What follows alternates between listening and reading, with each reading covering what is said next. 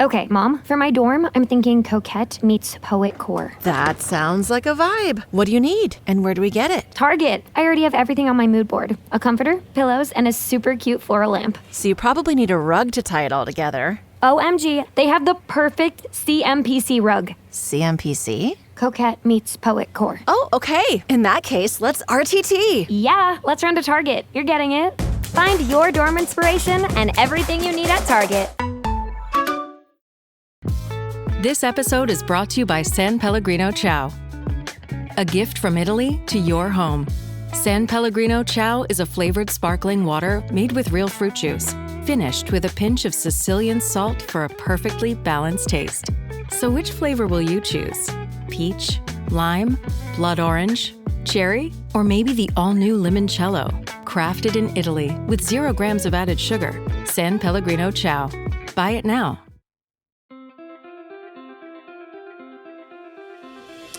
For the News and Observer, I'm Dawn Vaughan, Capitol Bureau Chief and host of Under the Dome.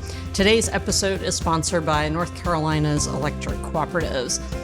Today I'm joined by my politics team colleagues, democracy reporter Kyle Ingram and Danielle Battaglia, who covers congressional impact on North Carolina. And this week we're going to start with Danielle talking about the U.S. Senate race, which directly impacts everybody in North Carolina. I think by now everybody knows it's Democrat Roy Cooper versus Republican Michael Whatley. We're getting closer to it. We're like months out instead of years out with speculation. Oh my gosh. Okay. Yeah, here we go. So there's been, I don't know, the usual things of a summer political campaign with the dueling. I get them at the same time, the Whatley campaign email, the Cooper campaign email that they send to everybody. You're here on the ground to tell everybody what all of this actually means. So what's the latest this past, I don't know, weeks or so leading up to where we are in the Cooper-Whatley race, and then we'll talk about what's to come. I think there's a lot to unpack with the race, although it's been a slow burn of a race. We're starting to see the campaigns pick up. We saw events from Michael Whatley kind of for the first time. He announced that he hit all 100 counties he's been traveling to, but those events have not been open to the public. And so you haven't seen that 100-county tour he's been on. By contrast, former Governor Roy Cooper has been all over the state, although some people are marking in Democratic towns. I think that is a little condensed to where he's been, but he has been doing his Make Stuff Cost Less tour, and so he's been going to different communities talking about how he's going to do that once he gets into the Senate. How is he going to do that? Well, so many things. Put me on the spot, Dawn. He's talked about different things from helping farmers to helping I'm totally blanking on what all he has said, Dawn. A variety of things and policy strategies to try to get. They're all on his website. You can read about them pretty in depth. But he has quite a list of things. And it's interesting. I feel like when he goes to each community, he hits a different topic. So whether that's farmers, teachers, grocery stores, he tries to put a kind of bow on what that topic is each time. The race has been interesting because since they both got in, Roy Cooper has led every single poll we've seen, sometimes double digits. What was really interesting is this past week, I think they closed that gap to 4 points between Michael Whatley and Roy Cooper. I don't know if that's an anomaly. That is a word I can never say. Or if it is just, where we are in the race. We're also seeing the ads pick up. So Michael Whatley launched his first ad that I'm now seeing on my YouTubes all the time. Roy Cooper's been hitting us nonstop. Oh, yeah. Who watches YouTube. So we're starting to see those pick up. And I think it's also important to note that the Supreme Court just ruled that the National Republican Senatorial Committee can give basically unrestricted amounts of money now to campaigns. And so I think we could see money pumped into North Carolina. However, with everything going on with Maine's Senate race and the Senate candidate there having to pull out, and with Lindsey Graham dying, there could be some money moving around that we're not anticipating yet. Is there anything, of course, Lindsey Graham, South Carolina, did he really have that much interaction with North Carolina, politicians specifically, or anything on your radar? So it's interesting. He's definitely, he's a big figure in Washington politics. He is one that did not shy away from talking to the media. He was, leading different committees that were pretty powerful, and so his loss is felt in that way. We saw Senator Tillis give a pretty lengthy floor speech last week about his death and what he meant to them as, we're sister states, so they do work together. But with my coverage, I just see more of Senator Budd and Senator Tillis trying to figure out who takes on which role to do what they need for the state. Graham's been on my radar because of our close coverage of South Carolina, but not somebody I covered thoroughly.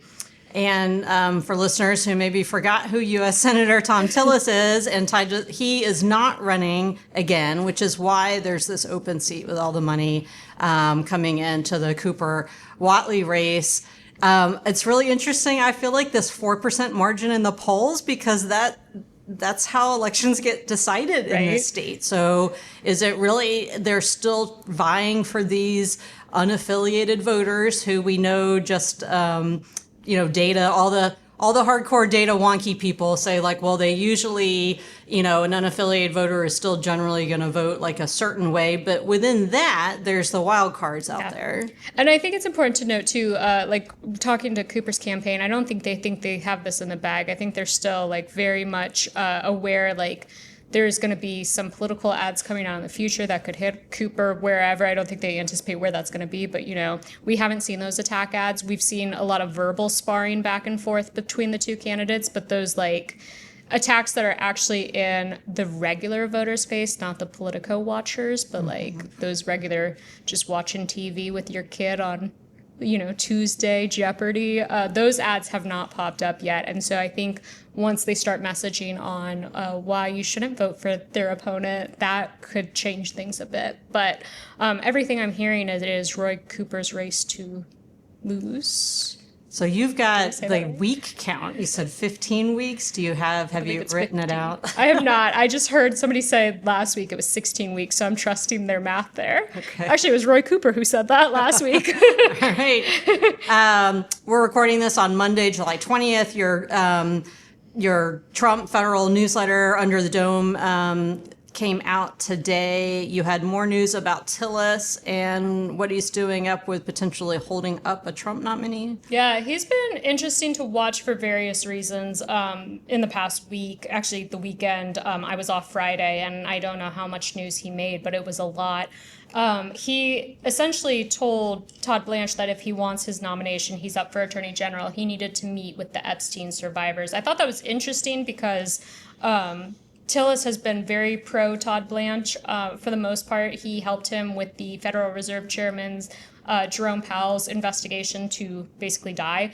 And so he said he was impressed by him. He was leaning towards a yes on him, and then came out, I think Thursday morning, and or maybe it was Friday morning, and said, unless you meet with these Epstein survivors, we're not going to, it was Thursday morning, we're not going to, I'm not going to support your nomination. And so they met on Thursday afternoon, and the victims have said that meeting did not go well. They were not satisfied. And so I think we're still probably a week or two out from a vote with the Judiciary Committee to confirm him. But he said he was happy that he met. So I don't know what Tillis is going to do. He's been such a wild card on this one. Mm-hmm. We've got how many more months of 5 more months of Tillis's term? So he also has given a count, but I don't know. He goes down to the day. Some people have that when they're counting down to retirement or vacation or something else. And tear one off every day. Somebody out there who's listening to this is definitely marking every day of their calendar for some sort of countdown. All right, well, keeping with the election theme, before we go to the break, Kyle, you wrote about Senate Leader Phil Berger. I think everybody knows who Berger is. If you don't, he's been top of the Republican Party, one of the most powerful politicians in the state for several years. and one of the corner offices at the North Carolina General Assembly, which is currently chilling on vacation this week. And Berger lost his primary to his home Rockingham County Sheriff Sam Page. Page is actually leaving office to campaign because he's got to defeat the Democrat this fall, although it's a Republican, pretty significantly leaning district, I guess. Danielle, what did you want to say? I was going to say 11 days. He's got 11 days left. Okay. So what was Burr doing with his legal fees tied to the primary? Yeah, so, I mean, people might remember that this was a very contentious primary between Berger and Page, and it was very narrowly decided. And in the weeks after the election, it was not necessarily done. There was a call for a recount and then another recount. Berger filed some election challenges, and all of these sorts of procedures are going to involve paying a bunch of lawyers to make these things happen. So what we got last week was the most recent campaign finance report from Berger's legal expense fund, where we were able to see how much he spent on this and where the money came from. He'd gotten $100,000 from the Senate Republicans' building fund. This is a special type of account that has primarily been used in the past to just pay for expenses related to a party headquarter building, but Republicans recently changed that in the state legislature so that that money can now be used for legal expenses. So we saw that $100,000 went from the building fund to Berger's legal fund, and prior to that, that building fund had taken $70,000 in unrestricted donations from a variety of business people and influential people across the state. That included a member of the UNC Board of Governors, UNC Chapel Hill trustees, as well as a healthcare executive in Charlotte whose health center got a significant amount of money in the state budget. And Berger lost by 23 votes. I believe that's right. It was originally 2, and then after a recount, it extended his loss to 23. And then this changed, over a year ago, the legislation? That it was in Senate Bill 382 in 2024, the massive power shift bill they passed after the election. Do we know if anyone else has used this before Berger since that law took effect? The building fund? Mm-hmm. I'm sure they have, but I would have to check. Okay. Interesting. All right, we're going to take a quick break. When we come back, we're going to talk more about stuff that Kyle has been covering lately related to there's a new voter ID rule and then some drama with Dallas Woodhouse. We'll be right back. Electricity. It's what powers our lives, from the ordinary to the extraordinary. Across North Carolina, 26 electric cooperatives serve 2.8 million people, and we are committed to delivering reliable, affordable power. We're not for profit and are driven by service, providing the best possible value for our member owners. We're strengthening the people and communities that make our state great, today and for generations to come. Learn more at ncelectriccooperatives.com. You're listening to Under the Dome. I'm Capitol Bureau Chief Dawn Vaughan, here with Danielle Battaglia and Kyle Ingram. Kyle, let's talk about Dallas Woodhouse, who he is, why people in North Carolina care, and why his employment has changed. I know that you all talked about this last week when Jane was hosting, and it was kind of in the middle of all of this, and things have now played out. So what's going on with Woodhouse? Yeah, so Dallas Woodhouse has been a longtime figure in North Carolina politics. He led the state Republican Party for a while and went on to do various consulting jobs in conservative politics. But what made him notable recently is that when Dave Bullock, the state auditor, took over control of election boards following Senate Bill 382, which we mentioned before the break, and took that power away from the governor, Bullock hired Dallas Woodhouse into this new role that he called elections liaison, where Woodhouse was supposed to be responsible for communications between the auditor's office and all 100 county election board chairs, which are also appointed by the auditor. And this was a position that had never existed before when the governor was in charge of election boards and appointed the chairs. He appointed them, but from then they went on to make, decisions independently. So this position drew a lot of scrutiny. And in recent weeks, a steady strip of news stories came out where texts and emails between Dallas Woodhouse and county election board chairs had come out where he was telling them, counseling them against having on-campus voting sites or counseling them against having Sunday voting. There are some where he's telling them that they should have more voting sites than they've currently agreed on. But all of these drew a lot of backlash from particularly Democrats and Democratic board members who alleged that this was undue influence from the auditor's office. So following some of that, there was news, which we mentioned on last week's podcast, that the auditor had reassigned him to a new non-elections related role within the office. Only days after that, Dallas then submitted his resignation letter. So now he no longer works for the auditor's office. There is no elections liaison role. It's been discontinued. He said in his resignation letter that he knew his time there would be short and he planned to return to the private sector, but he was proud of the work that they had done there. He said that he is confident that once all early voting plans are passed, which should be around late August, once the state board weighs in, that his legacy will have been expanding voter access and that there will be more early voting sites than there were in the last comparable election. Are there any voting sites that you're still paying attention to about how these have been played out with the local board of elections? There's a lot of, so the way it works in North Carolina is county boards of elections are made up of 5 members. Currently, it's 3 Republicans and 2 Democrats. And if those board members can't reach a unanimous decision on an early voting plan, then it goes to the state board of elections, which has the final say. I believe we're somewhere around 20 non-unanimous decisions now that are going to have to be resolved by the state. It could be more. The deadline for them to submit their plans is the end of this week.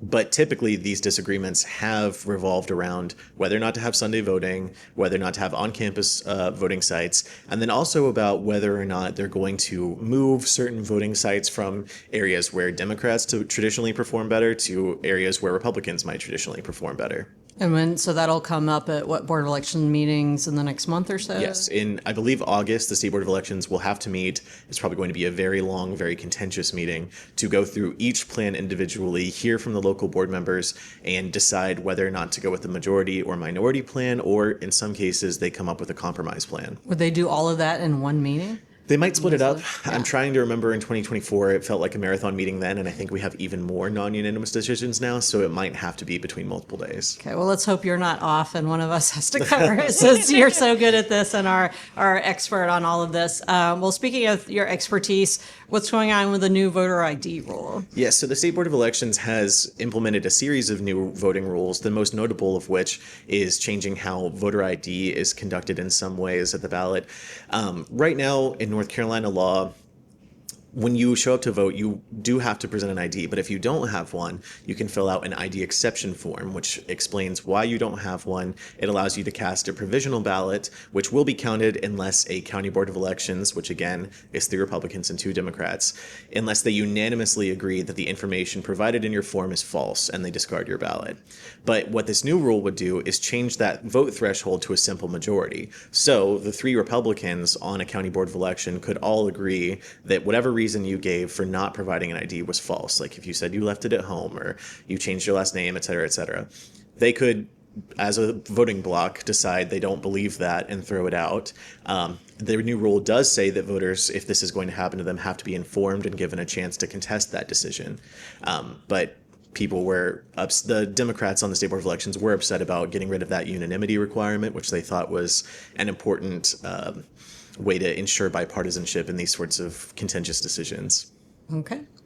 Well, speaking of other things coming up, lawmakers are back in Raleigh next week. We'll see them coming in town probably a week, like on Monday, I guess. They're supposedly voting sessions. It'll be interesting to see how things have kind of chilled out, I guess, after the House versus Senate budget, limping across the finish line in the very long overdue race.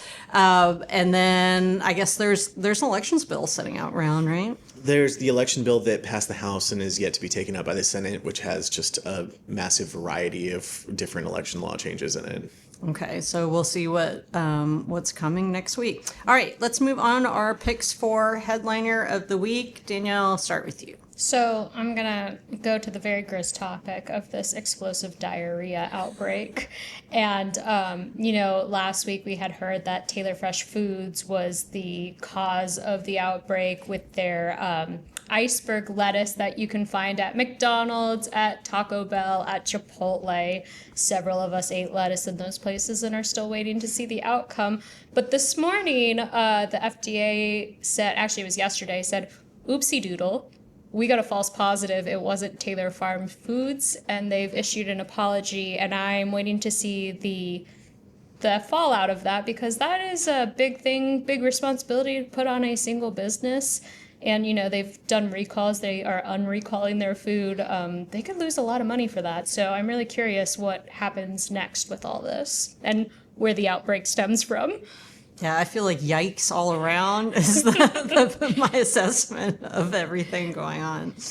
All right, well, I'm going to go with something a little lighter, I guess. I was lucky enough to spend this past week on the Outer Banks, so my headliner is the Coastland Times. I picked up a print copy of the Coastland Times. Appreciate the work of all community papers, especially those that still producing a print product. Having worked at a very small newsroom early in my career, I know how much work goes into all of that. So that's kind of a headliner / shout out to the Coastland Times. Also going to mention American Pie Pizza and Ice Cream in Kill Devil Hills. I ate there quite a few times. Staff was great. Appreciate going there. There wasn't anything with outbreak things I needed to worry about as far as pretty sure pizza and ice cream is still okay as of the time we're recording this. All right, Kyle, let's end with your headliner, which is a global headliner of the week. Well, I'm not a huge soccer fan, but I was rooting for Spain in the World Cup just because I studied abroad in Madrid when I was in college, as everyone in the internet knows I talk about too often, but I was happy to see them win, even though I didn't actually watch the game because I was at the movies at the time watching The Odyssey. I did watch it. I watched the last of it. I've come around with soccer the same way maybe with hockey of you're excited because they're all excited and the whole overall experience there. So, Danielle, any chiming in on World Cup? I drove for 3 days straight, so I missed the soccer game. I'm very sorry. I actually would have loved to see the end, but I didn't. Me and sports. It was cheering, excitement, almost winning. Then you did the goal count, and the long. The clock of World Cup and all the soccer games has thrown me off compared to other sports, but it's been a learning experience this summer. All right, we are out of time for the News and Observer. I'm Dawn Vaughan, Danielle Battaglia, Kyle Ingram, producer Kevin Keister. Thanks for listening to today's episode of Under the Dome, sponsored by North Carolina's electric cooperatives, and we'll talk to you next time. For more from our politics team, subscribe to the News and Observer at newsobserver.com/subscribe. Follow us on Twitter at Under the Dome and NC Insider, and sign up for our weekly political newsletter, also called Under the Dome, at newsobserver.com/newsletters. Thanks for listening.